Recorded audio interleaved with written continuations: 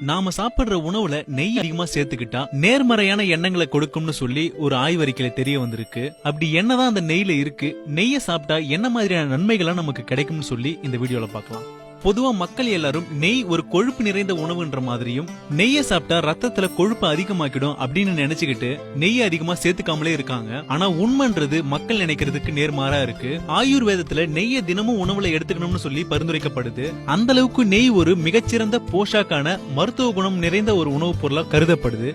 முக்கியமா வாயு மற்றும் பித்த சம்பந்தமான நோய்களுக்கு நெய் முக்கியமான மருந்து பொருளாவும் சொல்லப்படுது. இந்த அளவுக்கு ஒரு முக்கியமான மருந்து பொருளா இருக்கிற நெய்யை சாப்பிட்டா என்ன மாதிரியான நன்மைகள்லாம் கிடைக்கும்னு சொல்லி மேலும் விரிவா பார்க்கலாம். முதல்ல நெய்ன்றது சீக்கிரமாவே ஜீரணமாகிற பொருளா இருக்கு. சாப்பிட்ட பிறகு கொழுப்பா உடம்புல நிக்கிறது கிடையாது. அதுக்கு மாறா எனர்ஜியா எரிக்கப்படுறதால உடல்ல கொழுப்பு அதிகரிக்காது. அடுத்ததா மாலைக்கண் மற்றும் கிட்ட பார்வை, தூர பார்வை என குறைபாடு இருக்கிறவங்க எல்லாரும் கட்டாயமா நெய்யை சாப்பிட்டா கண் பார்வைன்றது தெளிவா தெரியுமா.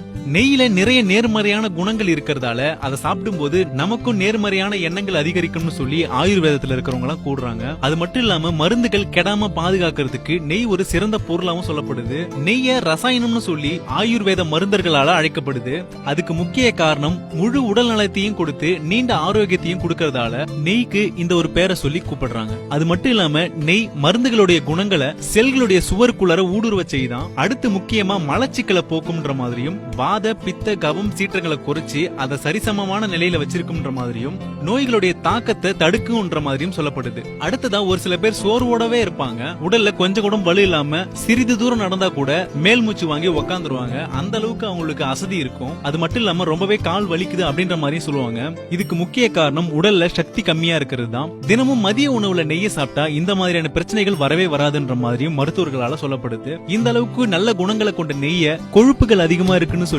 ஒதுக்காம தினமும் உணவுல சேர்த்துக்கிட்டு நல்ல ஒரு வாழ்க்கையை வாழலாம். இந்த செய்தி குறித்து உங்களுடைய கருத்துக்களை கீழே இருக்கிற கமெண்ட் செக்ஷன்ல கமெண்ட் பண்ணுங்க. இந்த செய்தி பயனுள்ளதா இருந்தா உங்களுடைய நண்பர்களுக்கும் பகிருங்க.